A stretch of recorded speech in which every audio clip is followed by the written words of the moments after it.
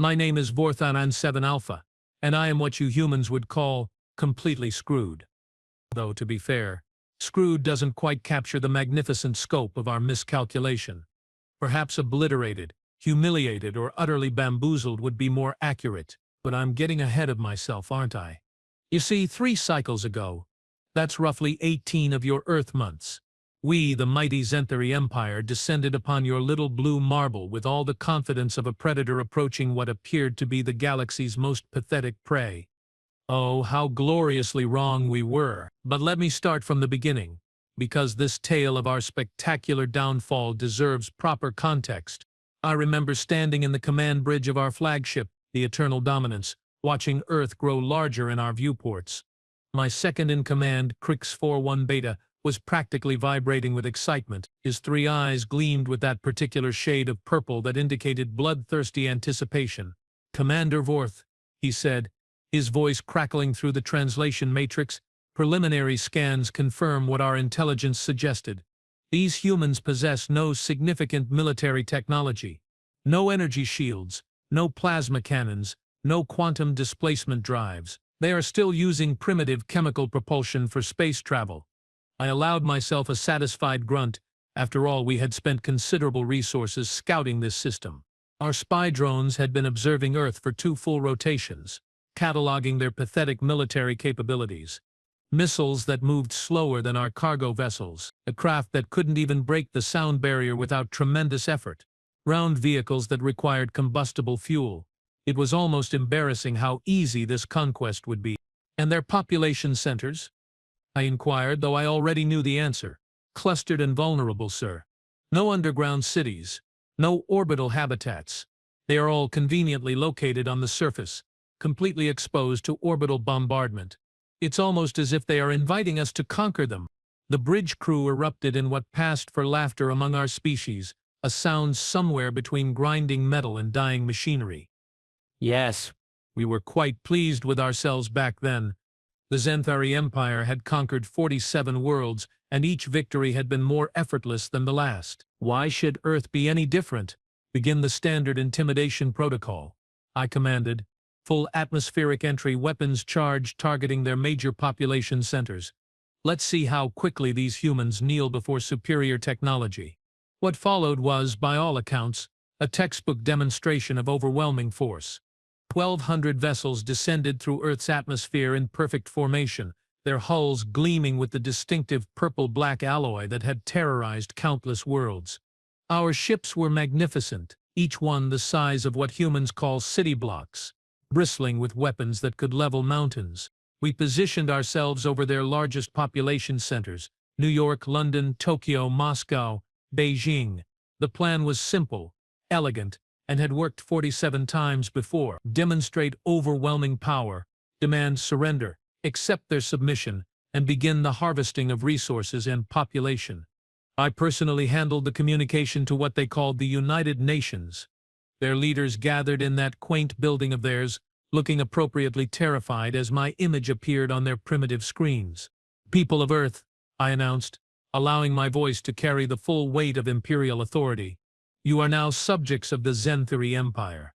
Your planet has been claimed, your resources catalogued, your population assessed for integration into our workforce. Resistance is futile. Surrender is inevitable. Compliance will be rewarded. Defiance will be discouraged."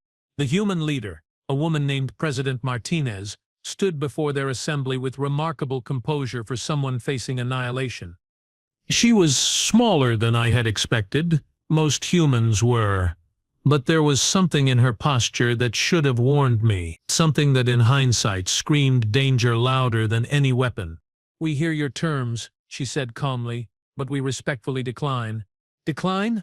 I had to check my translation matrix twice to ensure I had heard correctly. In 47 previous conquests, no species had ever declined. They pleaded, they negotiated, they offered tribute, they surrendered immediately, but declined as if we were offering them an optional business arrangement. "Perhaps you misunderstand," I replied, activating our targeting systems for emphasis. "This is not a negotiation. This is an announcement. You will surrender, or your cities will burn." The human smiled. Actually smiled. as if I had just told her an amusing joke rather than threatening her entire species with extinction.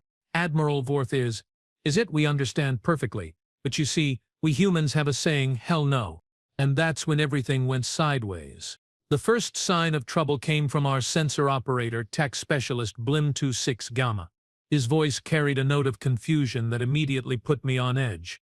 Commander, I'm detecting massive energy signatures across the planet, hundreds of them. No, thousands. They are coming online simultaneously. Elaborate, I demanded, though my confidence was beginning to waver like a faulty gravity generator. Sir, it appears the humans have been hiding significant things. I'm reading weapons platforms that weren't there during our reconnaissance. They are emerging from underground installations rising from beneath their oceans, and… Wait, this can't be right. What is it, Specialist? Sir, some of these installations appear to be mobile. They are not just hidden weapons. They are ships.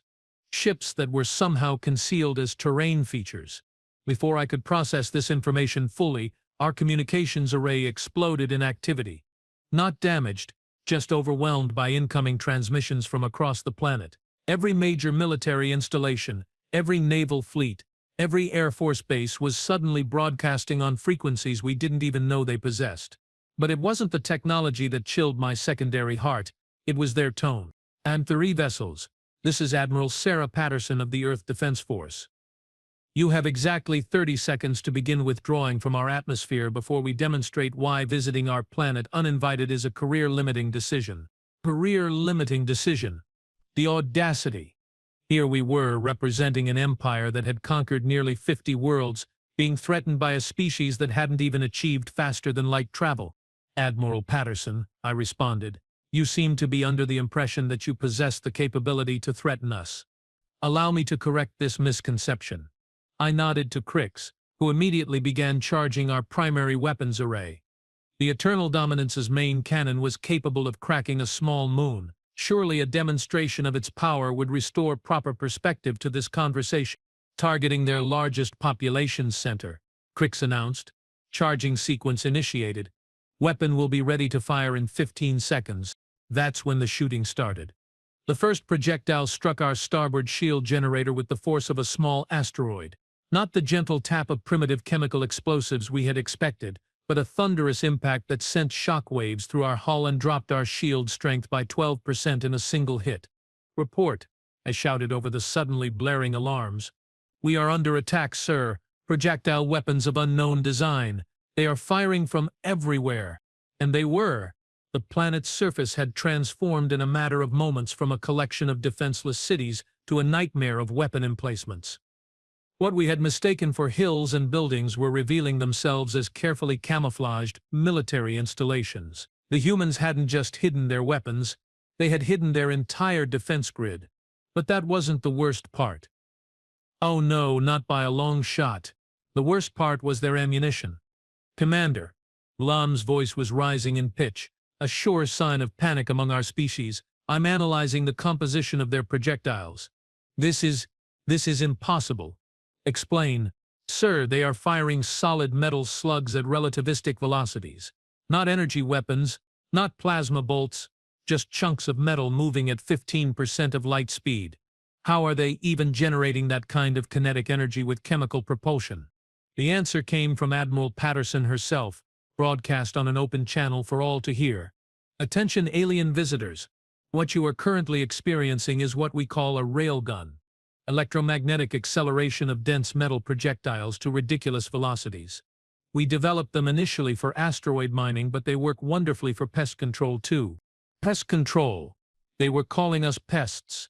Another salvo struck our formation. The vessel Crimson Talon, commanded by my old friend Gorth 73 Delta, simply ceased to exist. One moment it was there, maintaining position above what the humans called Washington, D.C. The next moment it was an expanding cloud of superheated debris. Evasive maneuvers. I screamed, all ships, evasive maneuvers.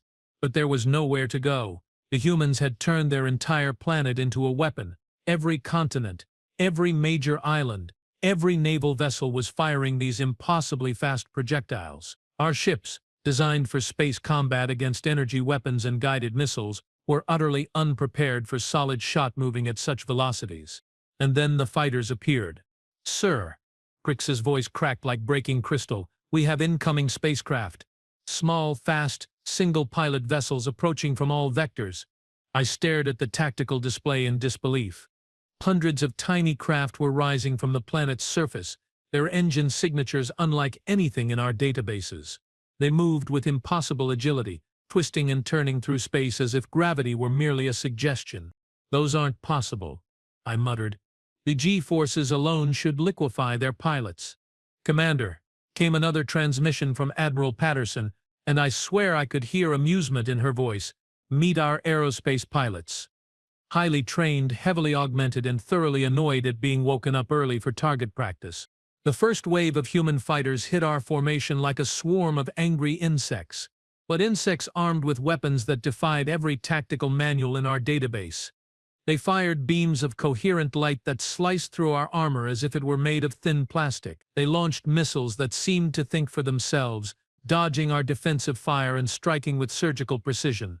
But worst of all was their pilots themselves. "Sir," our tactical officer reported, his voice hollow with shock, "the enemy fighters are performing maneuvers that should be impossible. They are pulling turns that would generate over 20 Gs of force. No organic being should be able to survive that." Admiral Patterson's voice crackled through our speakers again. "Oh, we can't. Not without help. That's why we invented inertial dampeners, anti-gravity systems, and medical nanobots that can keep a pilot conscious and functional even when physics says they should be dead. Funny what you can accomplish when you put your mind to it." The battle, if you could call it that, lasted exactly 47 minutes. In less than an hour, the mighty Zenthari Empire's invasion fleet was reduced to 17 functional vessels out of the original 1,200. The humans had dismantled us with a combination of technological innovation and tactical brilliance that left me questioning everything I thought I knew about warfare. As the Eternal Dominance limped away from Earth's gravity well, its hull breached in 14 places and its crew reduced to roughly half. I found myself staring at the blue marble that had just handed us the most devastating defeat in our species' history. "Sir," Crix said quietly, "what are your orders?" I considered my options: return to the Empire and report that we had discovered a species more advanced than ourselves, admit that our intelligence gathering had been so spectacularly wrong that we had essentially attacked a superior military force, explain to the High Command that we had been defeated by a species we hadn't even considered worth studying properly. "Send a message to the High Command," I said finally. Tell them Earth is unsuitable for conquest. Hostile environment. Too many natural disasters." "Sir? Natural disasters?" "Yes," I replied, watching another human fighter streak past our viewports. "Hurricanes." But our humiliation was far from over. Oh no, the humans were just getting started. 3 days after our defeat, as we nursed our wounds in what we thought was the safety of interstellar space, we received a transmission on our emergency frequency. The signal was strong, clear, and absolutely impossible. It was coming from behind us, from the direction of Earth. "This is Captain Jake Morrison of the EDF vessel Perseverance, requesting permission to come aboard your vessel for diplomatic discussions." I stared at the comms system as if it had suddenly grown a second mouth. "Captain Morrison, you seem to be under the impression that your species possesses faster-than-light travel capabilities." There was a pause, then what sounded suspiciously like laughter. "Admiral Vorth, you seem to be under the impression that we don't permission to come aboard. We have much to discuss." Before I could respond, our sensors detected a ship approaching from our stern. Not a massive vessel like our own, but something sleek and graceful that moved through space with the fluid motion of a creature born to swim through vacuum. It was beautiful in a way that made our angular, practical designs look like the work of particularly unimaginative children. The ship docked with our vessel using universal magnetic clamps, a technology we had thought was our own invention. Captain Morrison and his crew, all 5 of them, boarded our ship wearing environmental suits that were somehow both more advanced and more elegant than our own. Captain Morrison himself was a tall, lean human with graying hair and eyes that seemed to take in everything at once. His crew included a woman who introduced herself as Dr. Lena Vasquez, a man called Commander Tom Bradley, another woman named Lieutenant Lisa Chang, and an individual whose name I couldn't pronounce but who went by the call sign Wrench. Admiral, Captain Morrison said once they had settled into our conference chamber, I think we need to have a frank discussion about your intentions in this sector. Our intentions are none of your concern, I replied, though my hearts were beating irregularly. Earth may have defeated our invasion force through luck and primitive cunning, but you are still a single planet facing an empire of hundreds of worlds. Dr. Vasquez laughed. Actually laughed, as if I had told her the most amusing joke in the galaxy.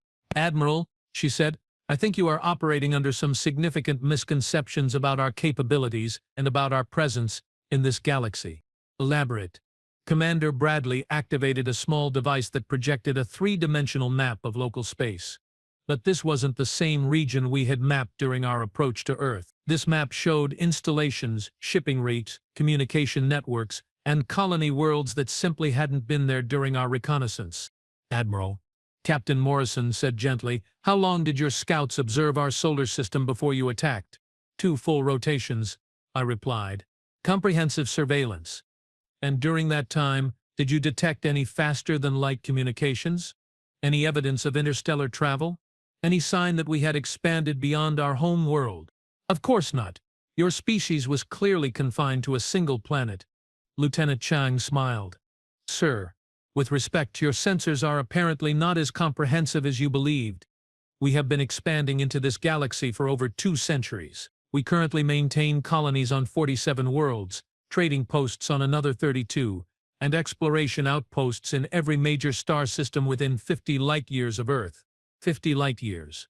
They were claiming to control a sphere of space larger than our entire empire. Impossible, I said.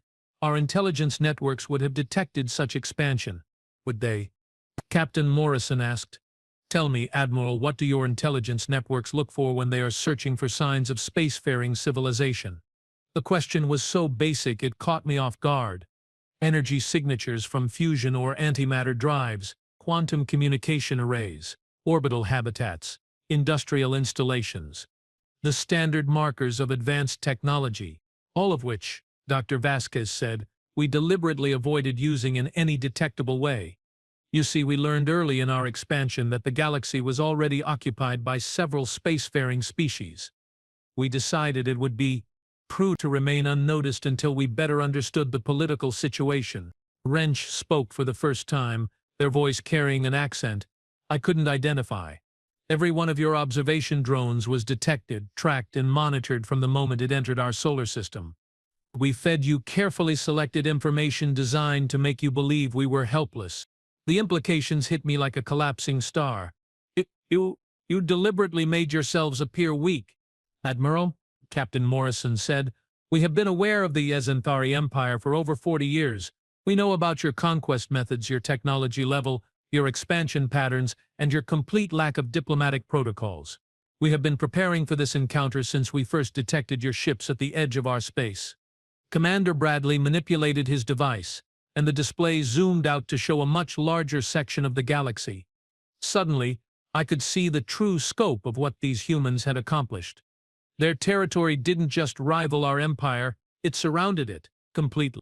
You see, Dr. Vasquez explained, while you were busy conquering worlds through brute force, we were establishing trade relationships, defensive alliances, and mutual protection agreements with every other species in this region. The Zephyrian Confederacy, the Melodic Hives, the Crystal Builders, the Wandering Fleets, they are all our allies now. And, Lieutenant Chang added with what I was beginning to recognize as typical human understatement, they are all very interested in meeting the species that thought it would be a good idea to attack Earth. That's when I realized the true magnitude of our situation. We hadn't just attacked a single world, we had attacked the informal capital of what amounted to a galactic alliance, an alliance that had been carefully constructed over decades specifically to deal with aggressive expansionist empires like ours. What do you want? I asked, though I dreaded the answer. Captain Morrison's expression grew serious. Admiral, your empire has been operating under the assumption that might makes right. Its superior technology grants you the authority to subjugate weaker species. But that assumption has brought you into conflict with every civilized nation in this galaxy. We are civilized, I protested. No, Dr. Vasquez said quietly. You are efficient. There's a difference. Civilization implies cooperation, diplomacy, mutual respect, and the recognition that all sentient species have inherent rights. Your empire recognizes only the right of the strong to dominate the weak. Commander Bradley reactivated his display, showing fleet positions throughout local space. Admiral, at this moment, your empire is surrounded by the combined fleets of 14 different species, all of whom have been the victims of Zenthori aggression at some point in their history. The only reason your worlds haven't been liberated already is because we have been hoping for a peaceful solution. Peaceful solution. As if we were the aggressors. As if we were the problem that needed solving. You are threatening our entire empire. We are offering your entire empire a choice, Captain Morrison corrected. Join the galactic community as equals, subject to the same laws and protections as everyone else, or continue your current path and face the consequences. I felt my spine stiffen. And if we refuse? Lieutenant Chang smiled, and it was not a pleasant expression. Then you will discover that humans are not the only species in this galaxy who have been holding back their true capabilities. We have been sharing our technological innovations with our allies for decades. Every species you have conquered is now armed with weapons and defenses that make your own look like primitive clubs. The silence in the room stretched like a taut cable preparing to snap. I looked around at these 5 humans, representatives of a species we had dismissed as primitive, and realized that we were completely, utterly, and comprehensively outmaneuvered. You planned this, I said finally. All of this, from the moment you detected our scouts. Of course we did, Dr. Vasquez replied. Admiral, humans have been fighting wars for longer than most species have been spacefaring. We know how to prepare, how to misdirect, how to turn our enemies' expectations against them. Did you really think a species that survived global conflicts involving nuclear weapons would be helpless against a conventional invasion? Captain Morrison stood, indicating that our meeting was drawing to a close. Admiral, you will return to your empire and deliver our terms. Complete withdrawal from all conquered territories, reparations to displaced populations, and integration into the galactic community under a supervised transition period.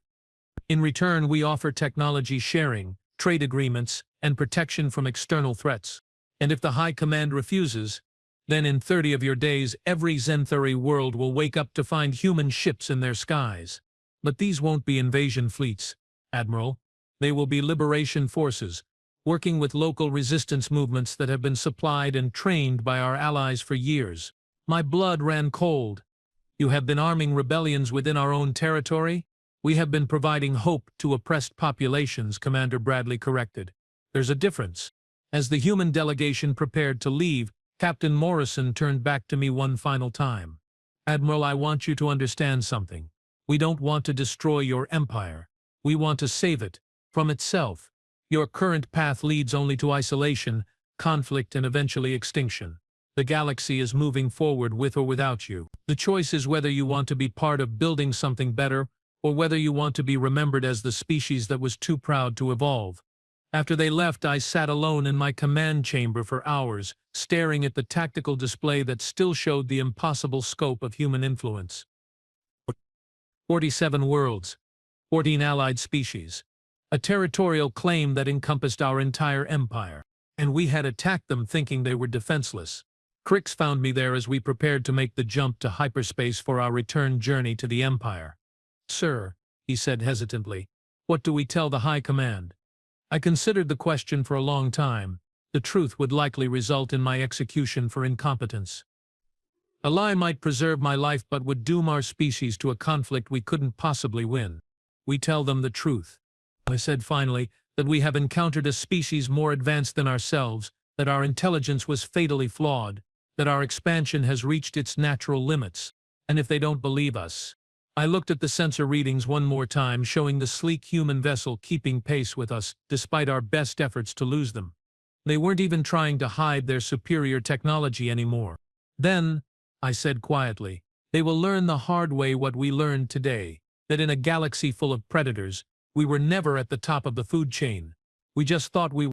The journey back to our capital world of Zenthos Prime took 12 standard days, and with each passing hour, I felt the weight of impending catastrophe pressing down on my carapace like the gravity of a collapsing star. How exactly does one explain to the High Command that the supposedly primitive species they had ordered conquered was actually running the galaxy from behind the scenes.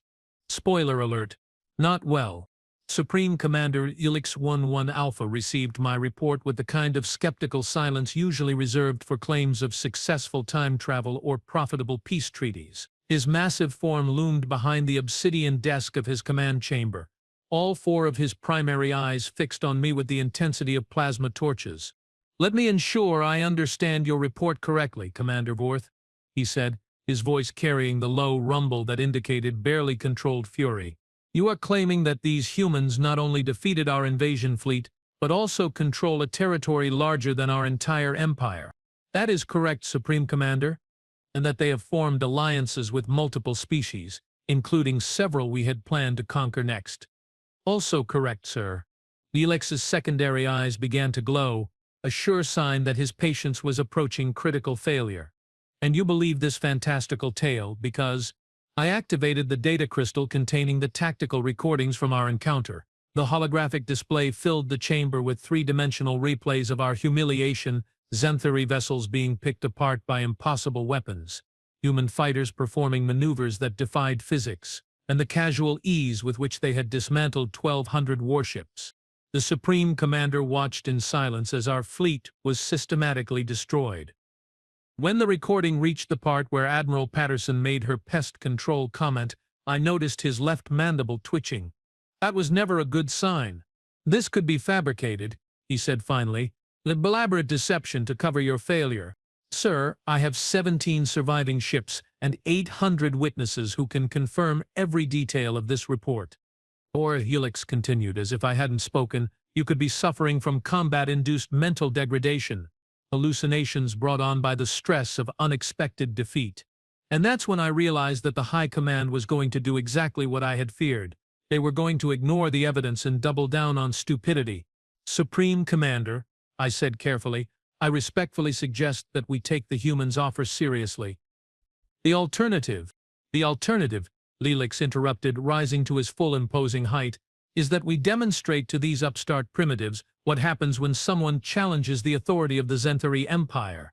I felt my stomach drop into my secondary digestive chamber. "Sir, with respect, our intelligence was catastrophically wrong. These humans are not primitives. They are aliens who got lucky once." Helix roared. "No species defeats the Xanthari Empire and lives to boast about it. We will mobilize the full might of our military and reduce their pathetic planet to cosmic dust." That's when Director of Intelligence Grex 85 Gamma spoke up from the corner of the chamber. She had been silent during my report, but her sensor arrays had been recording everything with the meticulous attention to detail that made her species excellent spies and terrible party guests. "Supreme Commander," she said in her perpetually calm voice, "I have been analyzing the tactical data from Commander Vorth's encounter. The weapon signatures, energy outputs, and technological capabilities displayed by the humans suggest they are at least 2 centuries ahead of us in military development." "Impossible." Furthermore, Grix continued, apparently immune to the concept of reading the room, "Our deep space monitoring stations have been reporting anomalous readings for the past 48 hours. Long-range sensors are detecting massive fleet movements throughout the sector." Blix's eyes dimmed to a dangerous orange. "What kind of fleet movements?" "Unknown vessel configurations approaching the borders of our space from multiple vectors. Conservative estimates suggest at least 3,000 ships of various sizes and technological signatures." 3,000 ships. I felt my respiratory system seize up. The humans had warned us we had 30 days to respond to their ultimatum. Apparently, they had spent the journey time mobilizing their allies. "Sir," I said, my voice probably betraying more desperation than a military commander should display, "I strongly recommend we open diplomatic channels immediately. If even half of what Captain Morrison told us is true—" "What Captain Morrison told you," Felix snarled, "was psychological warfare designed to make us capitulate without a fight. The Xanthari Empire does not negotiate with inferiors. And that, as my human friends might say, is when the other shoe dropped." The first indication that our day was about to get significantly worse came from our planetary defense coordinator Tech Prime Zorth 32 Delta. His voice crackled through the chamber's communication system with the kind of panic usually reserved for reactor meltdowns or surprise visits from one's mating partner's progenitors. Supreme Commander, we have multiple contacts entering the outer system. Unknown vessel types approaching at high velocity. Helix activated the main tactical display, and suddenly the chamber was filled with a three-dimensional representation of our solar system. What we saw there would have been impressive if it hadn't been absolutely terrifying. Ships were materializing out of hyperspace at every major entry point to our system. Not dozens, not hundreds, thousands. They appeared in perfect formation, their approach vectors calculated with mathematical precision to prevent any possibility of escape. But here's the thing that really made my exoskeleton itch with nervousness. They weren't attacking. They were just waiting. Positioned at exactly the distance required to intercept any vessel attempting to leave the system, but making no aggressive moves whatsoever. Incoming transmission, announced our communications officer. Multiple sources, coordinated broadcast. Put it through, Helix commanded, though I noticed his voice had lost some of its earlier bluster. The holographic display shifted to show not one face but 7, arranged in a semicircle. I recognized Captain Morrison immediately, but the others were clearly representatives of different species. A tall, graceful being with silver skin and too many joints. A creature that appeared to be made entirely of living crystal. Something that looked like an animated tree with way too many eyes. A floating organism that seemed to exist in multiple dimensions simultaneously. And at the center of this galactic diplomatic lineup, Admiral Sarah Patterson herself, looking exactly as calm and confident as she had when we had first threatened her planet. Supreme Commander Helix, she said without preamble, I am Admiral Patterson of the Earth Defense Force. I believe you have met Captain Morrison and are familiar with our recent diplomatic overture. This is an act of war, Helix bellowed. You dare bring fleets into Zenthuri space? Actually, said the crystalline being, its voice like singing wind chimes, this is an act of diplomacy. We are here to discuss the terms of your empire's integration into the galactic community. Integration, Helix's voice cracked like breaking metal. We are the Zenthuri Empire. We do not integrate. We conquer. The tree-like creature rustled its branches in what might have been laughter. Supreme Commander, your conquering days ended the moment you attacked Earth. The question now is whether your empire will transition peacefully to a more civilized form of governance, or whether we will be forced to liberate your worlds one by one. You cannot liberate what belongs to us by right of conquest. Admiral Patterson's expression didn't change, but something in her eyes grew colder. Supreme Commander, every world in your empire was inhabited by sentient beings before you arrived. Those beings had cultures, governments, and rights that you chose to ignore. We are here to restore what you never had the authority to take. That's when the floating multi-dimensional entity spoke, its voice seeming to come from several directions at once. We have been in communication with resistance movements on all 47 of your conquered worlds. Local populations are prepared to welcome liberation forces. Your occupying armies will be given the opportunity to surrender peacefully. 47 worlds. They knew the exact number of our territories. They had been planning this down to the smallest detail. This is preposterous, Helix shouted. We have the most powerful military in the galaxy. Corrected Captain Morrison gently. Past tense. Supreme Commander, your military was designed to fight against species using similar technologies and tactics. You have never faced coordinated resistance from multiple advanced civilizations working together.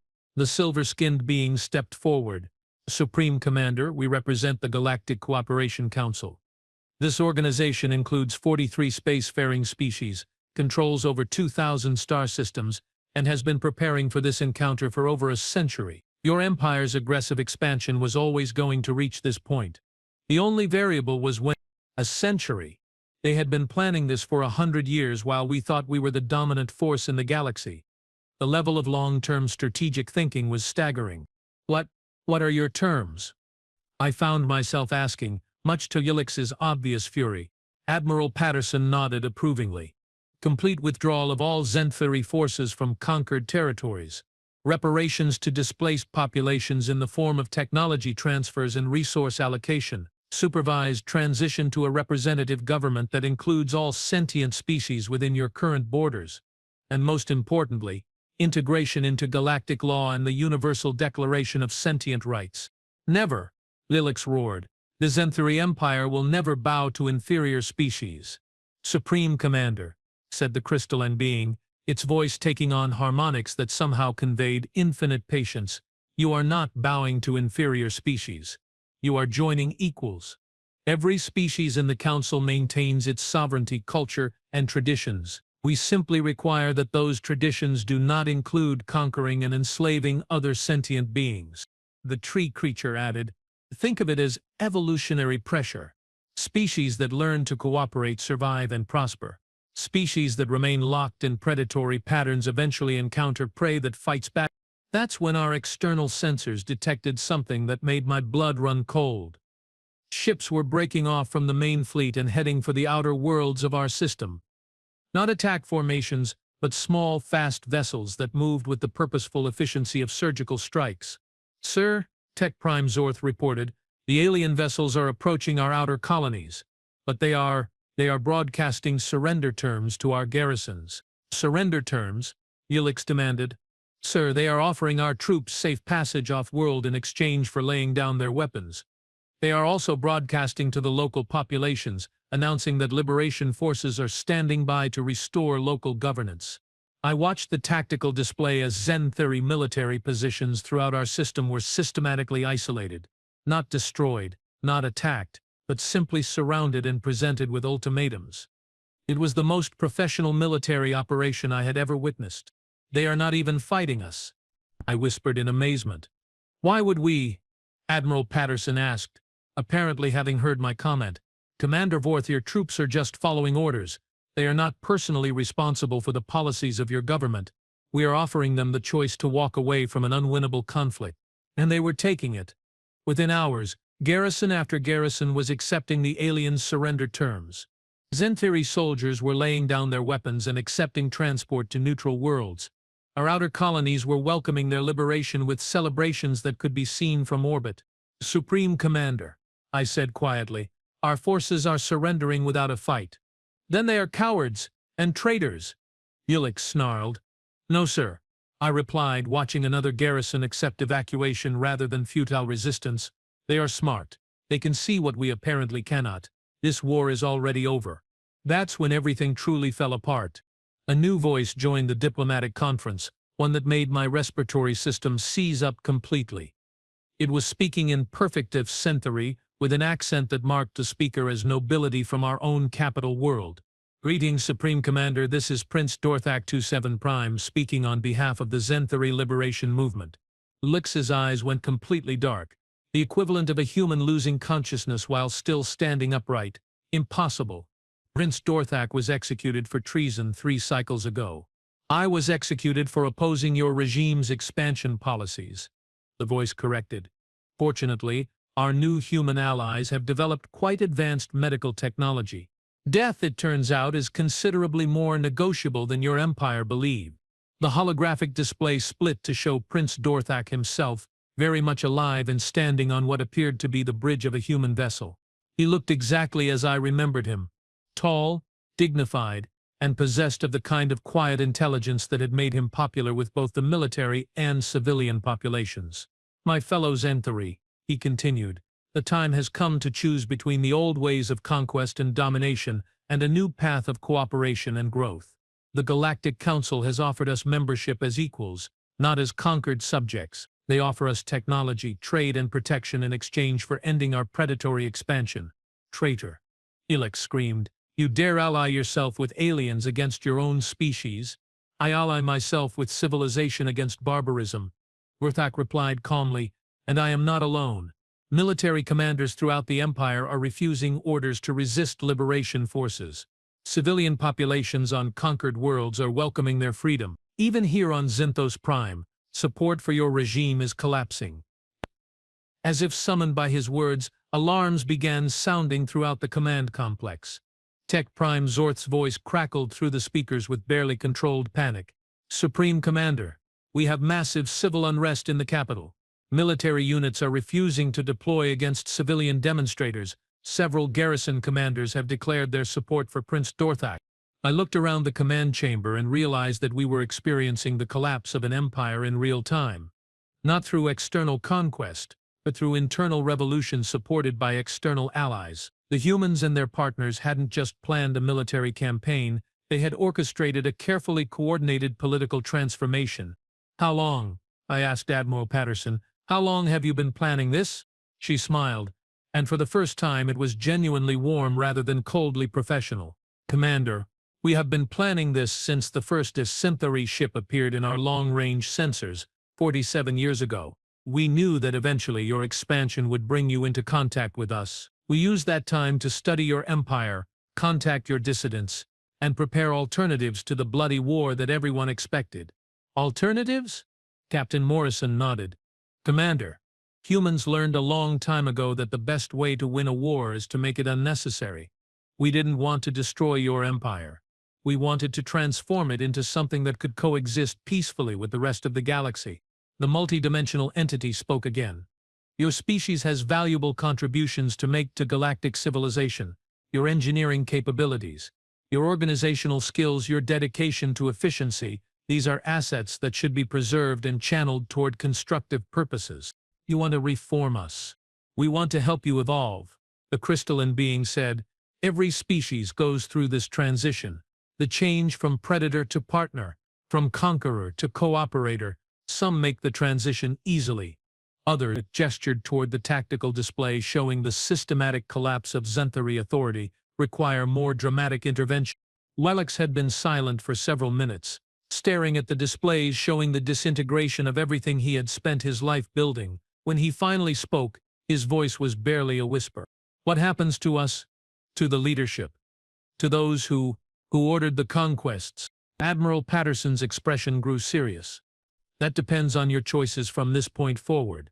Those who cooperate with the transition, who help repair the damage that's been done, who work to integrate your people into the galactic community, they have a future. Those who continue to resist, who try to maintain the old systems of oppression." She didn't finish the sentence. She didn't need to. "And if we agree to your terms?" I asked. "What then?"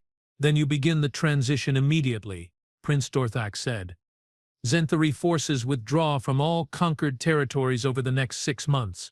A provisional government is established with representatives from all species within current Zenthari space. Reparations begin flowing to displaced populations, and your people start learning what it means to be part of something larger than an empire." The tree creature rustled its branches again.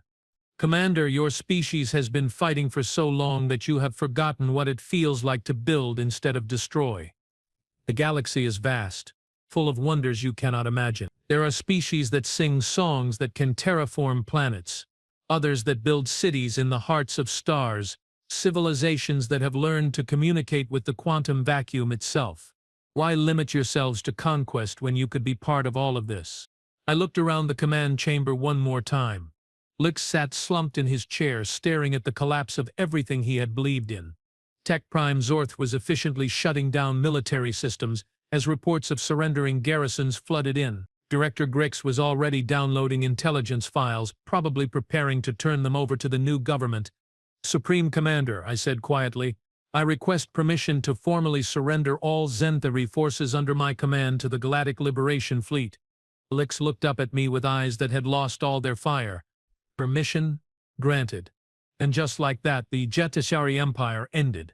Not with a bang, not with a glorious last stand, but with a whimper of exhausted recognition that we had been fighting a war we could never win against an enemy we had never understood. The transition took exactly 6 months, just as Admiral Patterson had predicted. Zenthari forces withdrew from conquered worlds to find those worlds already celebrating their freedom with festivals that lasted for weeks. Our former subjects didn't massacre their former oppressors. They simply ignored them and got on with the business of rebuilding their civilizations. The reparations process was overseen by human administrators, who turned out to be disturbingly efficient at organizing complex logistics. They coordinated the return of displaced populations, the transfer of advanced technologies to rebuilding worlds, and the establishment of new governments with a competence that made our own bureaucracy look like amateur hour. Prince Dorthak became the first elected president of the Zenthari Republic, winning in a landslide against several other candidates who actually campaigned on platforms of peaceful development and interstellar cooperation. Lelix retired to a small colony world where he spent his time writing memoirs that no one read and complaining about young people these days. As for me, I was offered a choice: war crimes tribunal for my role in the conquest campaigns, or service with the Galactic Peacekeeping Force as a specialist in rapid military restructuring. Apparently, my experience in efficient surrender protocols made me valuable for helping other aggressive species make similar transitions. I chose service, obviously. The alternative was a prison cell, and I had developed a considerable appreciation for human-style justice systems that focused on rehabilitation rather than punishment. My first assignment was with a species called the Territorial Collective, a group of aggressive expansionists who reminded me uncomfortably of ourselves. They had just attacked a human trade convoy and were probably expecting the same kind of devastating military response that we had received. Instead, they found their entire command structure infiltrated by their own dissidents, their military surrounded by vastly superior forces offering generous surrender terms, and their conquered subjects already celebrating their liberation. The whole process took less than 3 weeks. Standing on the bridge of the human vessel Redemption, watching another empire realize that their era of expansion was over, I found myself reflecting on the strange turns that life can take. A year ago, I had been a proud commander in what I thought was the galaxy's dominant military force. Now I was essentially a professional surrender negotiator, helping warlike species transition to more civilized forms of governance. Captain Janet Miller, the commanding officer of the Redemption, noticed my contemplative mood. "Regrets, Commander Vorth?" I considered the question seriously. Did I regret the fall of the empire I had served, the end of the military traditions I had grown up with, the transformation of my entire species from predators to partners? "No," I said finally, "no regrets. But I do have questions. Such as, how long will this continue? How many more species will you need to reform before the galaxy is truly peaceful?" Captain Miller smiled, and it was the same kind of warm, confident expression I had learned to associate with humans who were about to say something that would completely reframe my understanding of reality. "Commander," she said, "we are not trying to reform the galaxy. We are trying to help it grow up. Every species goes through adolescence, that phase where they think the universe revolves around them and that might makes right. Most grow out of it naturally. Some need intervention, and some—" She gestured toward the tactical display showing the Territorial Collective's forces laying down their weapons. "Some need to learn that growing up isn't a loss of power, it's a discovery of what power actually means when it's used responsibly." I thought about that conversation for a long time afterward, about power, responsibility, and the difference between dominance and leadership, about the empire we had built through fear and the civilization we could help build through cooperation. And I realized that maybe, just maybe, being defeated by humans was the best thing that had ever happened to us. 3 months later, I received a message from Admiral Patterson. The Zenthari Republic had been granted full membership in the Galactic Cooperation Council. Our engineers were already working on joint projects with species we had once planned to conquer. Our scientists were contributing to research efforts that spanned multiple star systems. Our artists— yes, we had artists, though they had been suppressed under the old regime— were participating in cultural exchanges that were producing works of breathtaking beauty. The message included an invitation to attend the dedication ceremony for the new Galactic Peace Memorial, being constructed in orbit around Earth. It would commemorate all the species who had made the transition from aggression to cooperation, and would serve as a reminder that change, however difficult, was always possible. I accepted the invitation, of course. How could I not? After all, we Zenthari had played a starring role in this particular story of transformation, standing in the observation deck of a human-designed space station, watching representatives from 63 different species work together to build something beautiful instead of destructive. I felt something I had never experienced during my military career: pride in being part of something larger than myself. The memorial itself was stunning, a complex crystalline structure that caught and refracted the light of Earth's sun into patterns that told the story of galactic civilization through pure color and form. At its heart was a simple inscription in the languages of every member species. "Here stands proof that any species can choose to grow beyond its origins, that wisdom can triumph over force, that the greatest victories are won not through conquest, but through the courage to change." As I read those words, translated into the flowing script of High Zenthari, I found myself thinking about Commander Vortham 97 Alpha, the military officer who had set out to conquer a primitive planet and had instead triggered the transformation of an entire empire. That commander was gone now, replaced by someone who understood that true strength lay not in the ability to dominate others, but in the wisdom to recognize when it was time to evolve. And if a proud, aggressive, supposedly superior species like the Xanthorate could learn that lesson, well then perhaps there really was hope for the galaxy after all.